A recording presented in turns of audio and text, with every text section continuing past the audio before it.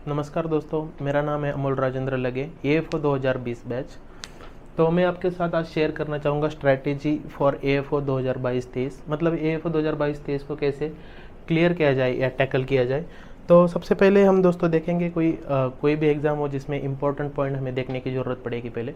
तो ये important point ये है कि हमें कोई भी एग्ज़ाम देते समय कि मतलब जैसे एग्ज़ाम आने वाला है तो हमें कट ऑफ के बारे में कभी नहीं सोचना चाहिए। जैसे इंपॉर्टेंट पॉइंट नंबर 1 हो गया कि don't think about cut off, कि लास्ट ईयर प्रीलिम्स का कट ऑफ कितना था या नेक्स्ट ईयर कितना जाएगा, ये बिल्कुल हमें कभी नहीं सोचना।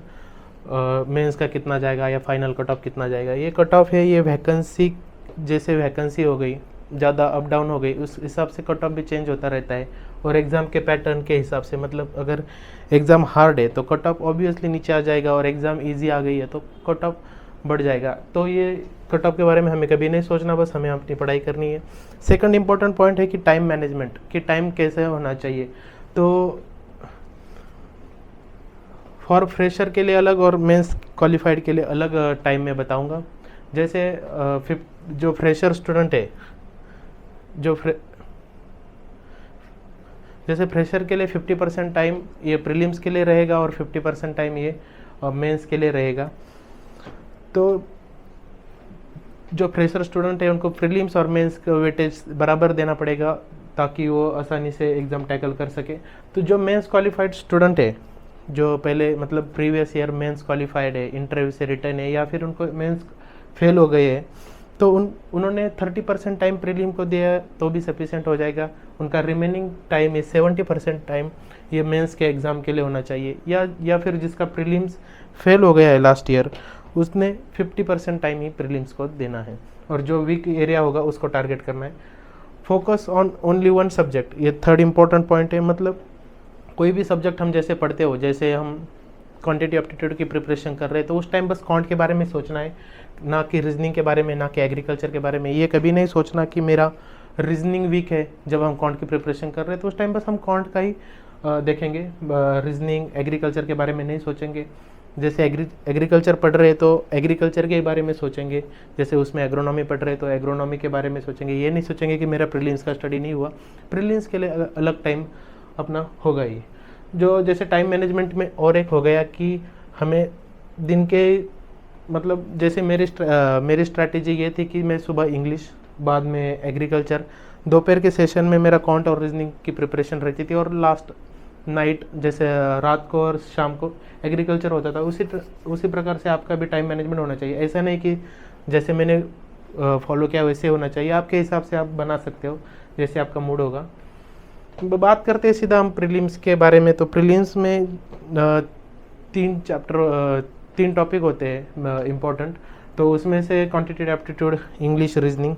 तो क्वांटिटेटिव एप्टीट्यूड में number series, simplification, approximation, quadratic equation and DI, ये सबसे इम्पोर्टेंट चैप्टर है। ये कम से कम आपको 25 से 30 मार्क दे देंगे अगर इसका आप ढंग से प्रिपरेशन करो तो अच्छे से।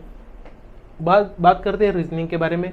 रीजनिंग में sitting arrangement, puzzle, coding, decoding, inequalities, blood relation, syllogism, distance and direction, ये टॉपिक आपको 25 से 30 मार्क दिए जाएंगे।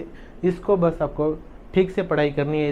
इसके जो स्पेशलिस्ट होंगे अपने प्लेटफॉर्म में, वो आपको स्ट्रैटेजी बताएंगे इसके बारे में। मैं इसके बारे में ज़्यादा कुछ बात नहीं करूँगा। उसके बाद होगा इंग्लिश को कैसे। इंग्लिश में एक चीज़ इंपॉर्टेंट होती है, जैसे इंग्लिश की प्रिपरेशन हम करते हैं या फिर इंग्लिश को एग्ज़ाम में जब हम देखते हैं तो आपकी रीडिंग और अंडरस्टैंडिंग, ये दोनों स्किल आपके अच्छे होने चाहिए।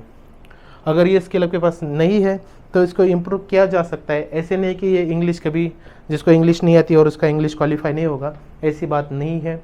मेरा भी जब मैंने एग्ज़ाम दी थी फर्स्ट टाइम, मतलब मेरा फर्स्ट अटैम्प्ट था, उस टाइम मेरा इंग्लिश की वजह से मैं फर्स्ट अटैम्प्ट क्वालिफाई नहीं कर पाया था।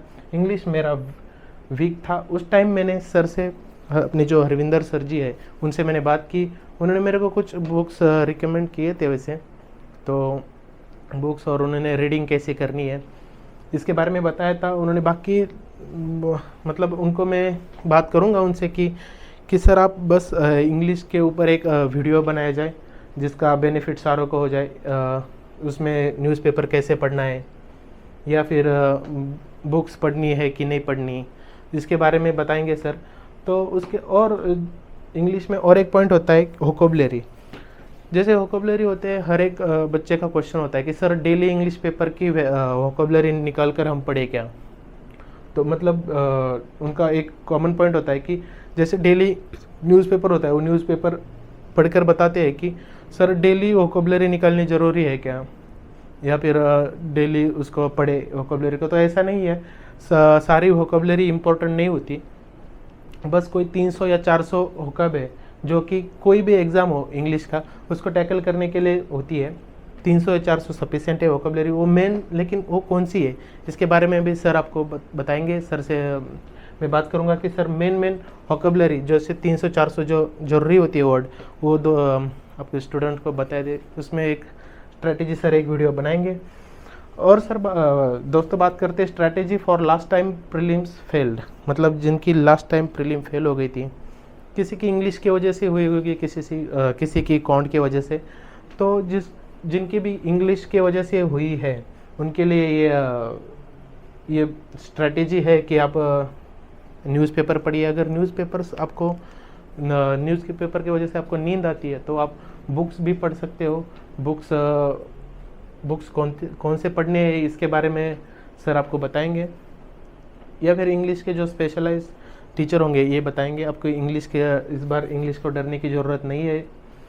Whole Gurukul agri with you for prelims as well as agriculture, मतलब मेंस के लिए। अभी जो लास्ट ईयर जो फेल हो गए थे स्टूडेंट, तो उनके लिए एक ये अपॉर्चुनिटी है कि इस बार कैसे टैकल किया। उनके तो 3 सब्जेक्ट में से 1-2 सब्जेक्ट तो अच्छे होंगे, तो उनका बस रह गया जो से इंग्लिश में फेल हो गया, कोई क्वांट में फेल हो गया, कोई रीजनिंग में, या कोई ओवरऑल में।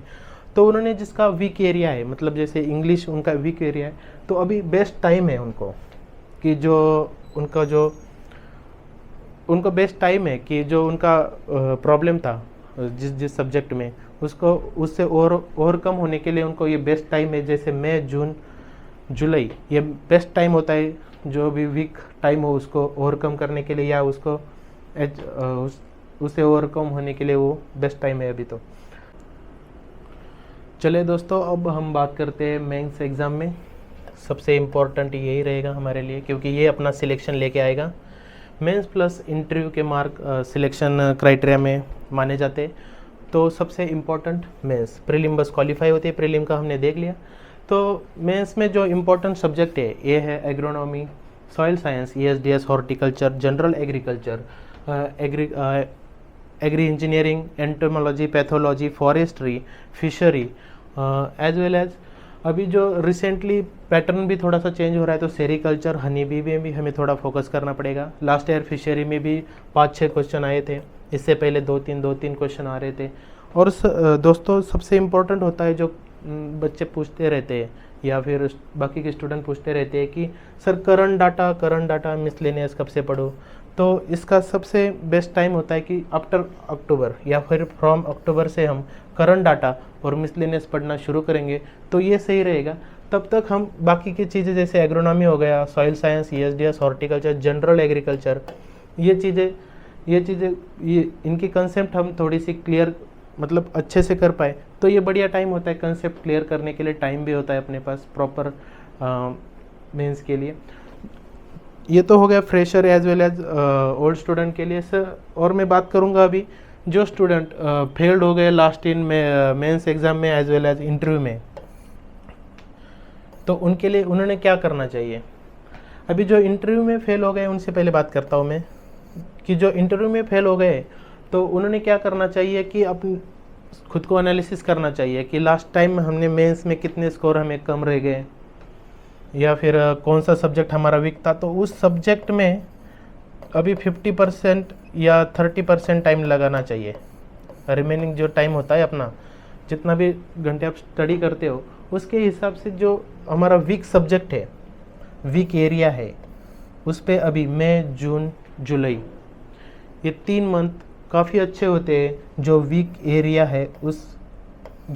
है मतलब जिसमें हम सब्जेक्ट में हम थोड़े कच्चे हैं, उस सब्जेक्ट को पढ़ने के लिए हमारे पास अभी टाइम होता है मई, जून, जुलाई। ये मंथ काफ़ी इंपॉर्टेंट होते हैं ये सब्जेक्ट को क्लियर करने के लिए, इनको अच्छे से समझने के लिए। तो अभी अभी आपके पास टाइम है तो इस टाइम में लगा दो कि मैं ये चीज़ें कैसे क्लियर कर सकता हूँ। चलिए दोस्तों, अब बात करते हैं हम एग्ज़ाम जो IBPS AFO का मेंस का जो एग्ज़ाम होता है उसके पैटर्न के बारे में बात करते हैं। वो पैटर्न कैसे हर बार चेंज होता रहता है, इसके बारे में बात करते हैं हम। वैसे दोस्तों हम बात करते हैं जैसे जो पैटर्न चेंज होता रहता है, तो 2016-17 में क्या हुआ था, 2016-17 वाला पैटर्न 2017-18 में रिपीट हो गया। तो एकदम से 2016-17 2017-18 में एक ही पैटर्न शुरू था। वैसे तो बच्चे के जो पढ़ाई करने वाले स्टूडेंट थे उनकी पढ़ाई इसी पैटर्न के हिसाब से चल रही थी, लेकिन IBPS ने क्या कर दिया, 2018-19 में एकदम से पैटर्न चेंज कर दिया। तो उसी टाइम सबसे अच्छी अचीवमेंट अपने गुरुकुल एग्री की थी, जिन्होंने मतलब मॉक टेस्ट हो गए, बाकी कंटेंट में भी जो ऐड किया था उसी उनकी एक बहुत बड़ी अच्छी अचीवमेंट इस साल रही। तो बच्चों देखा जाए IBPS के चेंज हुए पैटर्न के हिसाब से देखा जाए तो अभी 2020-21 और 2020, 2021 और 2022 जैसे रिसेंटली 3 ईयर पैटर्न सेम ही चल रहा है। तो इसमें से ये सीख हमें ये मिल रही है कि कभी भी पैटर्न को प्री अजम्पशन ना किया जाए, क्योंकि पैटर्न कभी भी चेंज हो सकता है। तो IBPS AFO के मेंस का पैटर्न कभी भी प्री अजम्पशन नहीं करना है हमें। बस जिसे एक्सपीरियंस है उसको ही हम फॉलो करेंगे, ठीक है। चलो आगे चलते हैं। आगे हम देखते हैं कि जो बेस्ट पॉइंट गुरुकुल एग्री की तरफ से इस बार आए हैं उस पॉइंट पे हम थोड़ा सा डिस्कशन करते हैं कि कंटेंट विजुअलाइजेशन। अब ये कंटेंट विजुअलाइजेशन क्या है, ये किस काम आता है, मैं आपको बताता हूँ। जैसे IBPS AFO का सिलेबस लेंदी होता है, तो जिस स्टूडेंट का डेटा याद रहता है या फिर जिसके कंसेप्ट क्लियर होते हैं, उनको अच्छे नंबर मिलने में हेल्प मिल जाती है। तो इस कंटेंट विजुअलाइजेशन से ये बेनिफिट होगा कि जो वॉस्ट सिलेबस है इसका डेटा हो गया, जैसे कंसेप्ट क्लियरिंग में आपको थोड़ी सी हेल्प हो जाएगी। तो बाद में जो स्मार्ट कोर्स में डिस्कशन करते हैं, थोड़ा सा स्मार्ट कोर्स जो लॉन्च किया गया है उसमें जो लेंदी सिलेबस को थोड़ा सा कॉम्प्रेस कर दिया है। ये बाकी जो रिसेंटली जो AFO हो गए सारे 10-15 उनके सजेशन आए थे, तो उनके सजेशन से इसको बेहतर बनाया गया है, तो ये आपके लिए अच्छा ही होगा। तो टाइम टू टाइम गाइड आपको मिलना चाहिए प्रिपरेशन करते टाइम। अब बात करते हैं मेनली कंट्रोवर्शियल क्वेश्चंस जो हमेशा एग्ज़ाम में आते हैं। ये हमेशा हर एक IBPS मेंस में 2 या 3 क्वेश्चन ऐसे रहते हैं जो हमेशा कंट्रोवर्शियल रहते हैं, और ये 2-3 क्वेश्चन ही हमेशा बच्चों का रिज़ल्ट फिक्स करते हैं। तो जो गुरुकुल एग्री की तरफ से जो वीडियो में बताया जाता है कि इस क्वेश्चन के ये क्वेश्चन की डिटेल एनालिसिस होती है, लेकिन ये बस 1-2 वीडियो में होती है, तो बच्चे ज़्यादातर ध्यान नहीं देते, या फिर 1-2 वीडियो होने के कारण ज़्यादा कोई ध्यान नहीं रहता। तो मेरा ये सजेशन रहा उनको कि आप हर एक वीडियो में इसके बारे में डिटेल में एनालिसिस किया करेंगे आज से, कि ताकि ये कंट्रोवर्शियल क्वेश्चन जो है तो उनको टैकल किया जाए। जैसे इस बार पिछले साल एग्ज़ाम में आया था लीप का लॉप चिली, इसका अभी तक सही आंसर बच्चों को मिल नहीं पाया, क्योंकि बच्चों ने बहुत सारे कोर्सेस में पढ़ा था कि इसका आंसर थ्रिप्स है। तो ये बच्चे अभी भी गलत आंसर को ही सही आंसर मान के चल रहे हैं।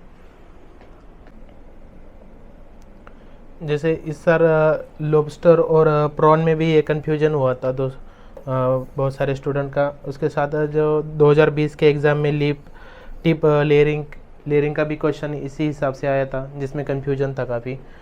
तो दोस्तों ये थी स्ट्रैटेजी अपकमिंग एग्ज़ाम में IBPS AFO 2022-23 के लिए। तो थैंक यू सो मच।